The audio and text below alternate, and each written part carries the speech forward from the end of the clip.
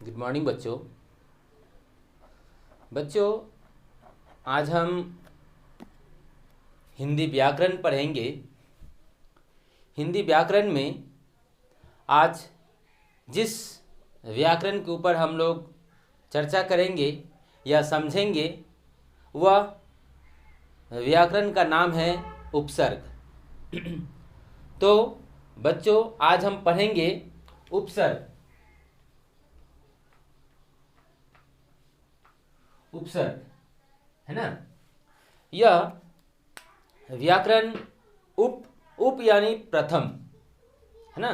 प्रथम सर्ग में यानी पहले सर्ग में, यानी किसी शब्द के पहले सर्ग में जुड़ने वाले शब्द को कहते हैं उपसर्ग। ओके, तो उपसर्ग का परिभाषा होगा कि ऐसे शब्दांग जो जैसे शब्दांश यानी किसी शब्द के अंश, ऐसे शब्दांश जो किसी शब्द के पहले जुड़कर उसके अर्थ को बदल देते हैं उन्हें उपसर्ग कहते हैं, है ना। यानी उपसर्ग का परिभाषा या उपसर्ग किसे कहते हैं वह बहुत ही आसान है कि किसी शब्द के पहले जो शब्दांश जोड़कर उस शब्द का अर्थ बदल देते हैं उसे उपसर्ग कहते हैं। जैसे आकार है ना, यह आकार शब्द है ना। इससे पहले अगर हम जो शब्द यानी डेफिनेशन में क्या था कि ऐसे शब्दांश जो किसी शब्द के पहले जुड़कर यानी उसके शुरू में जुड़कर उस शब्द के अर्थ को बदल देते हैं उसे उपसर्ग कहते हैं। जैसे कि आकार यानी किसी वस्तु, किसी व्यक्ति या कोई भी जो वस्तु होते हैं उसके आकार यानी उसके रूप रंग, उसे कहते हैं आकार। और वही आकार के अगर हम शुरू में नीर जोड़ देते हैं, है ना, नीर जोड़ देते हैं तो क्या हो जाएगा शब्द निराकार, है ना। निराकार यानी नीर यहाँ आ है, वह आ यहाँ का आ का मात्रा बन गया और कार निराकार। यानी आकार यानी किसी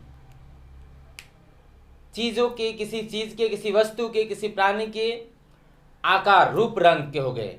लेकिन निराकार यानी जिसका कोई रूप रंग न हो उसे कहते हैं निराकार, है ना। जैसे कवि सूरदास हैं, तुलसीदास हैं, वे प्रभु के श्री कृष्ण के आकार रूप का वर्णन करते हैं। यानी उनके दो आंखें हैं, एक नाक है, एक मुख है, दो कान है ना। यानी जिसके रूप रंग होते हैं उनको कहते हैं आकार। लेकिन वहीं कबीरदास जी ने निराकार पर ब्रह्म का स्तुति किया है, इसलिए कबीरदास जो है निराकार ब्रह्म के यानी निराकार यानी जिसके कोई आकार नहीं है, जिसका शून्य आकार होता है, यानी उसका कोई टोटली आकार जो है वो जीरो के समान होते हैं, इसलिए उसे कहते हैं निराकार। यानी आकार एक शब्द है, उसके आगे जो शब्दांश जुड़ गए यानी निर, वह जोड़कर इसका अर्थ निकला, अर्थ में बदलाव आया ना। यानी आकार जिसका रूप रंग होते हैं, निराकार यानी जिसके रूप रंग नहीं होते। यानी शब्द में अर्थ जो अर्थ है, अर्थ तो अंतर आया, इसलिए इसे कहते हैं उपसर्ग, है ना। कि उपसर्ग का डेफिनेशन है कि ऐसे शब्दांश जो किसी शब्द के शुरू में जुड़कर, है ना, शब्द के पहले भाग में यानी शब्द के पहले जुड़कर उस शब्द के अर्थ को बदल देता है। यानी इस शब्द जो है इसके अर्थ को बदल, आकार यानी रूप रंग जिसके हैं, निराकार यानी जिसके कोई रूप रंग नहीं है। तो वही है कि जिसके शब्द के अर्थ को बदल देता है उसे कहते हैं उपसर्ग, है ना। तो यह हो गए निराकार। तो वैसे ही हिंदी में बहुत सारे ऐसे शब्द होते हैं या उपसर्ग होते हैं, शब्दांश होते हैं जो शब्दों के अर्थ को बदल देते हैं। वैसे ही तो यहाँ हम लोगों ने देखा कि उपसर्ग किसे कहते हैं, यानी ऐसे शब्दांश, नॉट शब्द, ऐसे शब्दांश यानी किसी शब्द के अंश, है ना, एक छोटा सा टुकड़ा, जिससे ऐसे शब्दांश जिसके किसी शब्द के साथ, शब्द के पहले जुड़कर उसके अर्थ को बदल देता है यानी चेंज कर देते हैं, उसे उपसर्ग कहते हैं। जैसे मैंने फॉर एग्जाम्पल दिखाया कि आकार एक शब्द है, उससे शुरू में अगर हम निर शब्द जोड़ देते हैं तो शब्दांश जोड़ देते हैं तो उससे शब्द बनता है निराकार, जिसमें बहुत अंतर होता है, यानी आकार निराकार, यानी आकार जिसके रूप रंग है और निराकार यानी जिसके रूप रंग नहीं होते। तो यहाँ शब्द में अंतर आया ना बच्चों। वैसे ही अभी हम कुछ ऐसे उपसर्गों के बारे में चर्चा करेंगे जो कि संस्कृत से भी आए हुए हैं, हिंदी के भी कुछ उपसर्ग हैं और उर्दू के भी कुछ उपसर्ग हैं यानी शब्दांश। तो अभी हम कुछ संस्कृत के यानी जो संस्कृत के जो शब्दांश हैं उसके ऊपर देखते हैं कि संस्कृत के शब्दांश जैसे हो गए आ, है ना, आ से हम शब्द बनाएंगे, फिर अप, यह भी संस्कृत के हैं, आ, उप, उसके बाद दूर,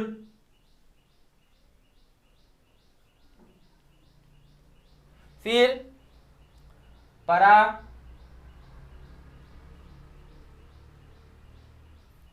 प्रति,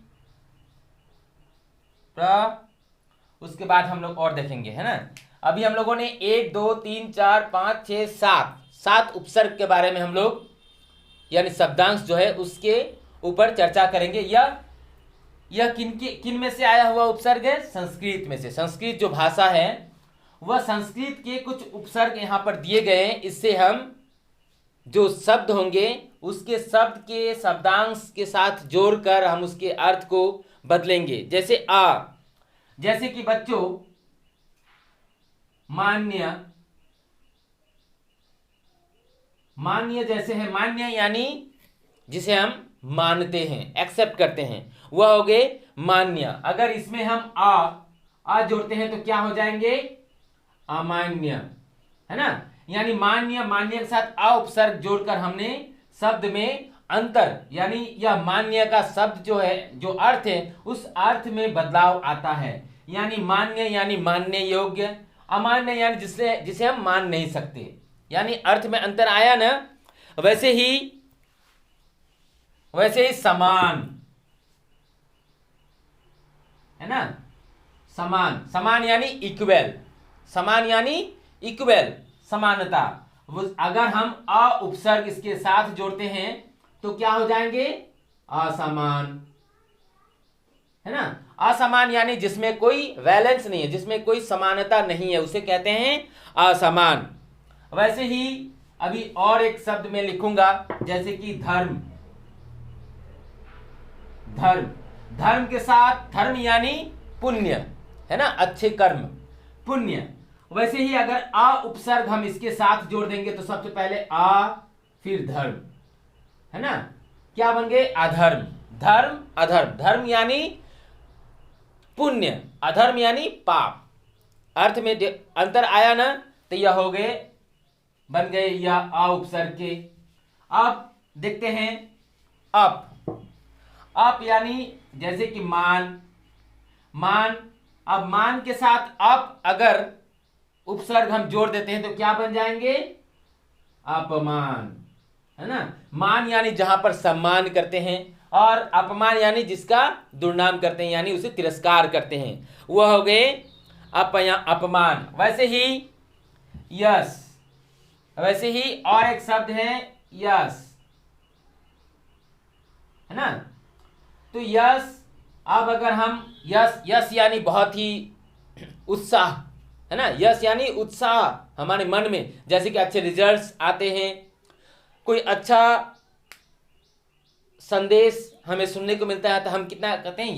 यश यानी बहुत ही गौरवान्वित होते हुए। वैसे यश के साथ अगर अप उपसर्ग जोड़ देते हैं तो क्या बन जाएंगे? अपयस। अपयस यानी उसका दुत्कार करना, उसका निरादर करना, हो गए यस अपयस। तो अपमान हमने पढ़ा, अपयस यानी अप उपसर्ग भी हमने देख लिया। अब हो गए आ उपसर्ग से क्या होते हैं? जैसे कि जीवन, जीवन है मूल शब्द, इसके साथ अगर हम आ उपसर्ग जोड़ देते हैं, यानी आ उपसर्ग इसके साथ जोड़ने से क्या होगा? आ जीवन। सबसे पहले हम जीवन शब्द के अर्थ समझते हैं। जीवन शब्द यानी जितना तक हमारी लाइफ होते हैं, यानी जितनी हमारी आयु होती है उसे कहते हैं जीवन, है ना। और उसमें ही अगर हम आ शब्दांश जोड़ देते हैं तो आजीवन। आजीवन यानी हमेशा, है ना। आजीवन यानी जीवन के बाद भी, है ना। जीवन तक यानी जीवन तक, तो जीवन। वैसे ही अगर हम और एक शब्द देते हैं जैसे कि मरण। मरण, मरण यानी मृत्यु, यानी जब कोई इंसान, जब कोई प्राणी मर जाते हैं तो उसे कहते हैं मरण। वैसे ही मरण, मरण यानी मरने योग्य। मरण में अगर आ उपसर्ग हम जोड़ देते हैं तो क्या बन जाएंगे? आमरण, यानी जो कभी मरने वाला ना हो, है ना। आमरण यानी मरण तक, हो गए। आ उपसर्ग भी हमने देख लिया। अब होते हैं उप। उप यानी जैसे कि मान।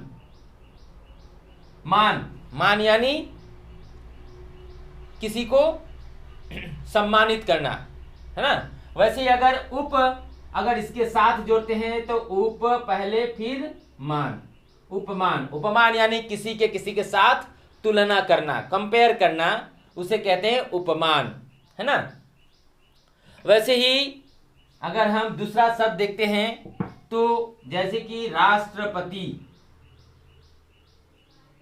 राष्ट्रपति, इसके साथ अगर उप राष्ट्रपति यानी जो कि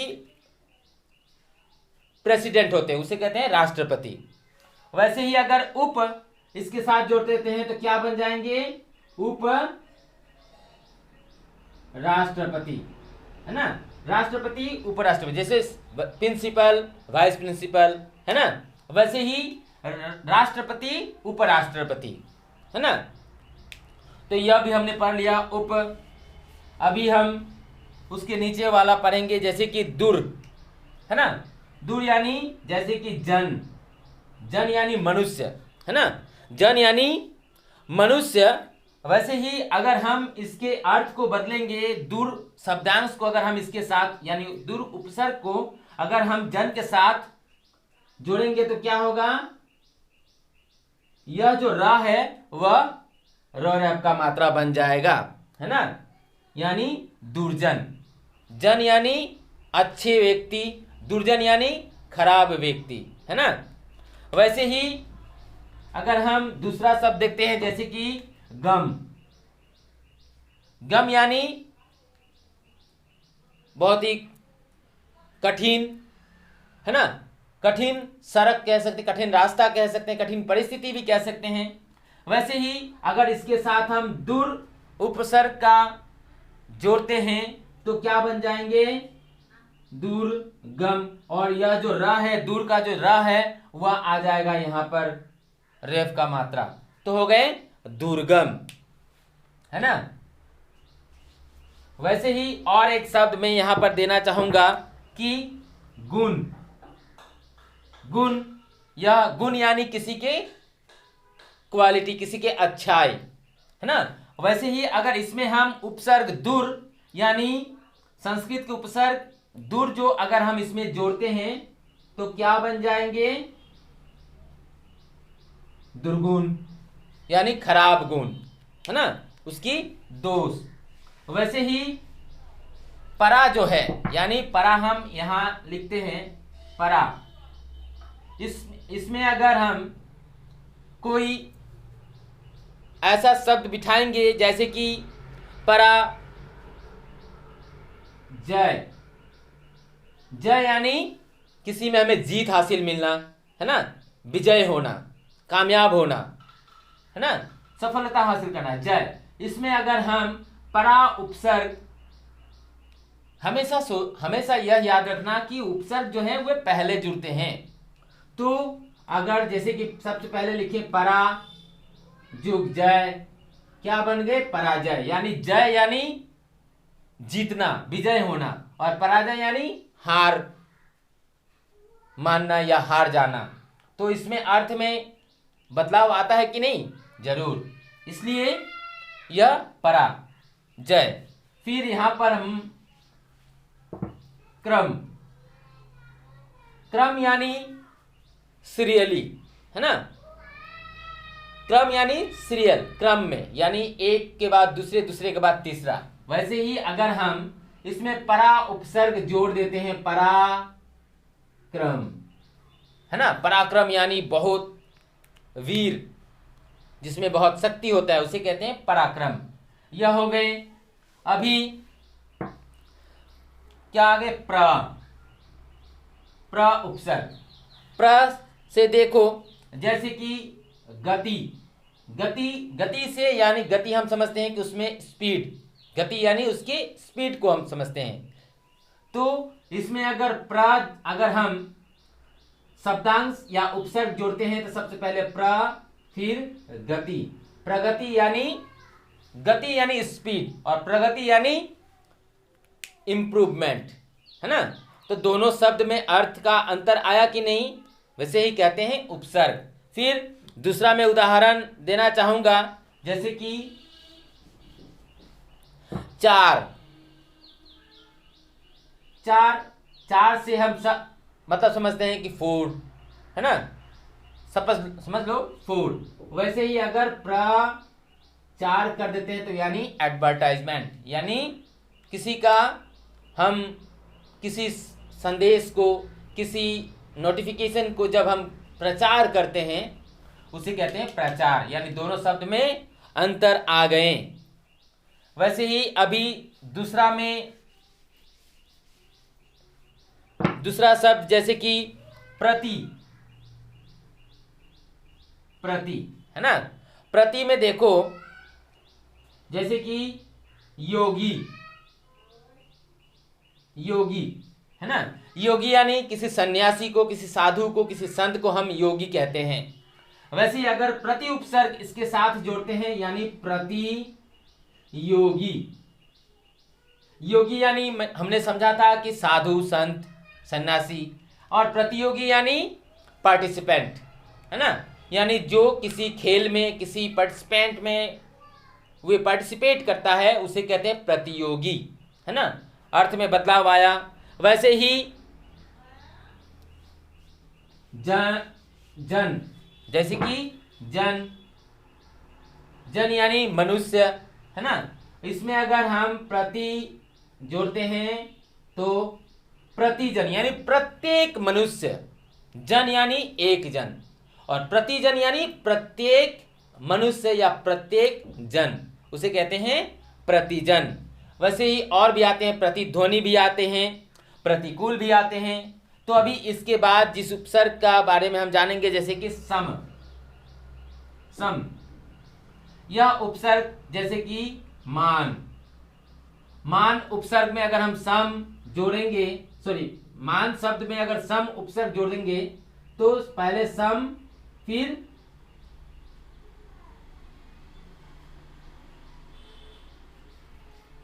यानी देखना यहां पर मां हलंत है, यानी यह इसमें स्वर नहीं है, सम तो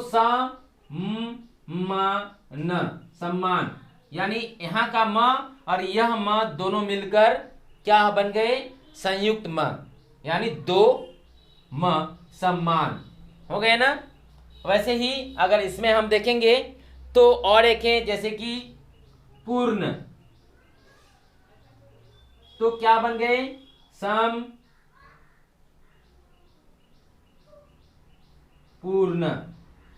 संपूर्ण, पूर्ण यानी पूरा, है ना, पूरा, और संपूर्ण यानी सबके साथ पूरा, यानी कोई एक काम का पूरा, और संपूर्ण यानी बहुत सारे काम एक साथ पूरा हो जाने को कहते हैं संपूर्ण।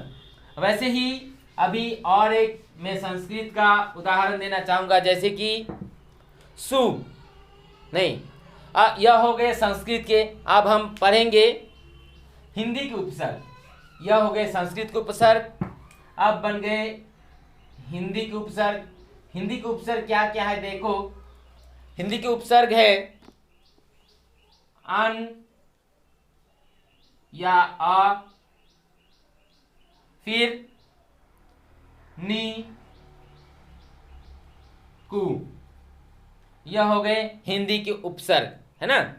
तो अभी देखो अन जो उपसर्ग है उसमें हम जैसे कि कही, कही यानी जो कहा गया है, अगर हम इसमें जोड़ेंगे तो अन उपसर्ग कही।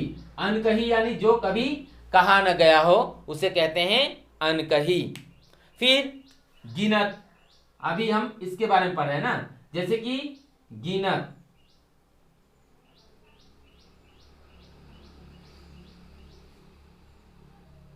गिनत। इसमें अगर हम अन उपसर्ग जोड़ते हैं तो क्या होगा, अन गिनत।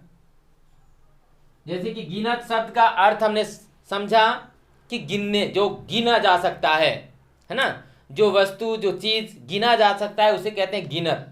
और अगर अनगिनत हो गए यानी उसका कोई काउंटेबल नहीं होता, यानी उसे हम काउंट नहीं करते, नहीं कर सकते, उसे कहते हैं अनगिनत। यह हो गए हम अन या आ से हमने पढ़ा।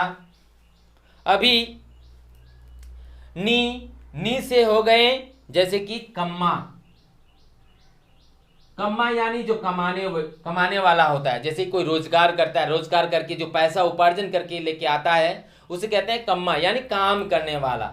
उसमें ही अगर नी उपसर्ग जोड़ देते हैं तो क्या बन जाएंगे, निकम्मा। निकम्मा, निकम्मा यानी जो कोई काम नहीं करता, बस ऐसे ही बेकार में घूमता फिरता है, उसे कहते हैं निकम्मा। कम्मा यानी जो कमाने वाला, यानी अपने काम में हमेशा व्यस्त रहता है। और निकम्मा यानी जो कुछ काम नहीं करता उसे कहते हैं निकम्मा। और वैसे ही और एक शब्द मैं यहाँ देना चाहूँगा तुम लोगों को समझने के लिए, डर। डर यानी डरना, है ना, फेयर करना, डर जाना। वैसे ही अगर नी उपसर्ग जोड़ते हैं तो क्या बन गए, निडर। यानी निडर यानी जो कभी डरता नहीं है उसे कहते हैं निडर। यानी दोनों शब्द में अंतर आए। फिर कु से देखो, जैसे कि कर्म। कर्म यानी काम, कर्म यानी काम। अगर इस कर्म के साथ अगर कु उपसर्ग जोड़ते हैं तो क्या बन जाएंगे, कुकर्म। कर्म यानी अच्छे कर्म कह सकते हैं या काम कह सकते हैं। कुकर्म यानी बुरा काम। कर्म अच्छे कर्म, सुकर्म कहते हैं। तो कर्म यानी अच्छा काम और कुकर्म यानी बुरा काम। वैसे ही और एक मैं उदाहरण देना चाहूंगा कि जैसे कि पुत्र। पुत्र यानी बेटा, है ना, पुत्र। वैसे ही कु अगर हम उपसर्ग जोड़ते हैं तो क्या बन जाते हैं, कुपुत्र। पुत्र यानी अच्छे बेटा और कुपुत्र यानी खराब बेटा, यानी जिसमें कुछ गुण अच्छे नहीं रहते उसे कहते हैं कुपुत्र। तो यह हो गए हमने हिंदी के उपसर्ग पढ़े। अभी हम लोग उर्दू के उपसर्ग पढ़ेंगे। उर्दू भाषा के उपसर्ग में देखो, जैसे कि कम है, फिर बद, ला, खुश, और भी हैं वो हम पढ़ेंगे। जैसे कि कम जो उपसर्ग है उर्दू का, यानी उर्दू भाषा से यह उपसर्ग आया हुआ है, इसलिए इसे कहा गया है उर्दू उपसर्ग। उर्दू कम यानी जैसे कि जोड़ यानी जोड़ना कह सकते हैं हम। वैसे ही अगर हम इसमें कम उपसर्ग जोड़ते हैं तो क्या बन गए, कमजोर। जोड़ यानी कठिन, और कमजोर यानी नरम हो जाना, एकदम हार मान जाना। कमजोर यानी बहुत ही मुलायम। तो कमजोर, जोड़ कमजोर। वैसे ही हम दूसरे उपसर्ग जो हैं बद, बद का हम लोग देखते हैं कि जैसे कि हम लोग करते हैं हवास, हवास, हवास का अर्थ होता है होश में, होश में, यानी हम सेंस में जो काम करते हैं उसे कहते हैं हवास में। और बद हवास, जैसे बद, बद हवास यानी बेहोशी में, यानी बेहोशी में जो काम हम करते हैं उसे कहते हैं बदहवास। हवास यानी अपनी सेंस में और बदहवास यानी अनसेंस में, है ना। वैसे ही और एक शब्द में लिखूंगा तुम लोगों को समझने के लिए, जैसे कि किस्मत, किस्मत यानी हमारे लक, है ना, किस्मत यानी लक जो होते हैं। अगर इसमें हम बद उपसर्ग जोड़ते हैं तो क्या बन जाएंगे, बदकिस्मत। बदकिस्मत यानी खराब किस्मत वाले, अनलकी, लकी अनलकी, यानी दोनों शब्द में अर्थ में डिफरेंस आता है कि नहीं। यस, इसे ही कहते हैं उपसर्ग, यानी ऐसे शब्दांश जो किसी शब्द के साथ जुड़कर उसके अर्थ को बदल देता है उसे कहते हैं उपसर्ग। यानी किस्मत यानी अच्छा लक और बदकिस्मत यानी खराब लक, है ना। तो अभी फिर से हम लोग ला उपसर्ग के बारे में देखते हैं कि ला, ला उपसर्ग में जैसे कि परवाह, परवाह यानी किसी का, किसी चीज का, किसी वस्तु को हमें बहुत प्यारा, यानी जिसकी हम परवाह करते हैं, परवाह यानी जिसका हम बहुत ही केयर करते हैं उसे कहते हैं परवाह करना। यानी किसी कोई बीमार हो जाते हैं तो उसके हम क्या करते हैं, उसके परवाह करते हैं कि भाई दवाई खाया कि नहीं, खाना वाना खाए कि नहीं, आराम कर रहे हो कि नहीं, अपना देखभाल कर रहे हो कि, यानी परवाह करना। और अगर हम वहीं ला उपसर्ग जोड़ देते हैं तो लापरवाह, यानी जो अपने काम या फिर अपने कर्तव्य से वह परवाह नहीं करता, लापरवाही करता है, उसे कहते हैं लापरवाह। परवाह यानी ख्याल करना और लापरवाह यानी ऐसे ही छोड़ देना, लापरवाही करना। वैसे ही अगर हम जवाब, जवाब यानी उत्तर, है ना, उत्तर, जवाब यानी उत्तर, और जवाब यानी आंसर भी कह सकते हैं। और ला, ला अगर उपसर्ग कर देते हैं तो बन गए लाजवाब। लाजवाब यानी जिसका कोई जवाब ही नहीं है, अनोखा, यूनिक, बहुत ही सुंदर। जवाब यानी जिसमें हम कह सकते हैं कि वाह वेरी नाइस, लेकिन लाजवाब यानी उसकी हम कुछ प्रशंसा कर ही नहीं सकते, वे इतना सुंदर है या इतने अच्छे हैं, इसलिए उसे कहते हैं लाजवाब। अभी हम खुश उपसर्ग के बारे में पढ़ेंगे, खुश जानेंगे कि खुश, खुश जो उपसर्ग है जैसे कि हाल, हाल यानी हमारी हालात या हमारी परिस्थिति। और इस शब्द में अगर हम खुश उपसर्ग जोड़ देते हैं तो क्या बन जाएंगे, खुशहाल, है ना। खुश यानी सॉरी, खुश यानी खुशी होना, प्रसन्न होना, हाल यानी उसके हालात, यानी अपनी हालात से खुशी होना।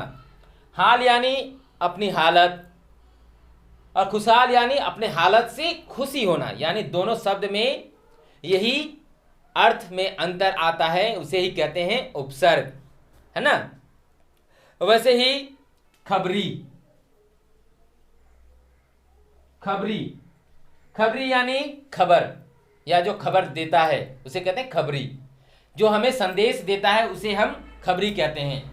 और इसमें अगर हम खुश उपसर्ग जोड़ देते हैं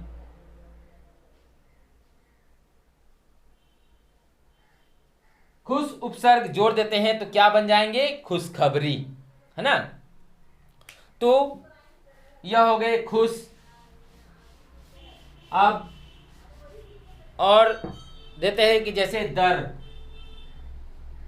दर उपसर्ग, फिर ना, ना उपसर्ग, यह सब उर्दू के हैं। तो दर यानी जैसे कि असल, असल शब्द यानी कि जो मेन होता है, असल यानी जो वास्तविक है, जो मेन है। और इसमें अगर हम दर जोड़ देते हैं,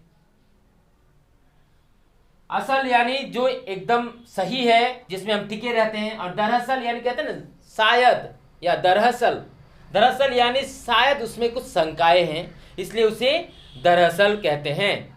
फिर यह हो गए। फिर ना उपसर्ग के जैसे कि लायक, लायक यानी बहुत ही अच्छा, एक्सेप्टेबल।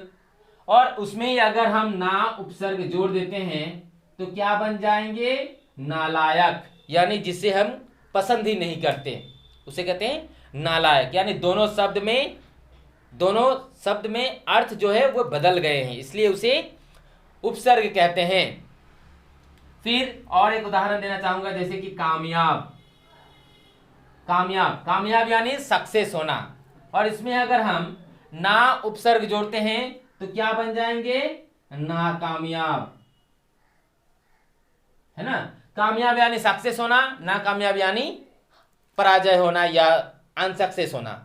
तो बच्चों यहां पर हमने जो उपसर्ग के 3 भाषाओं के उपसर्गों के ऊपर चर्चा किए। सबसे पहले हमने चर्चा किया संस्कृत के, फिर हिंदी के, फिर उर्दू के। मैंने तो जस्ट फॉर एग्जाम्पल 4 या 5 या 8 उपसर्गों से मैंने फॉर एग्जाम्पल देकर मैंने समझाया। और भी बहुत सारे ऐसे उपसर्ग हैं जो संस्कृत के हैं, हिंदी के भी हैं, उर्दू के भी हैं। तो बच्चों यह ख्याल रखना कि हमारे एग्ज़ाम में बहुत कॉम्प्लिकेटेड क्वेश्चन हमारे सामने आते हैं। जैसे कि सबसे पहला सवाल बनता है कि नीचे दिए गए उपसर्गों के शब्द बनाइए।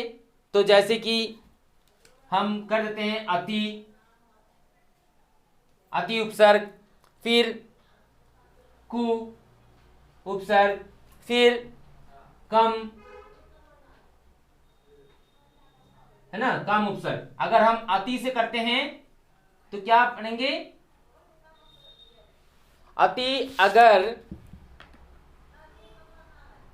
अति उपसर्ग से कहते हैं तो जैसे कि अति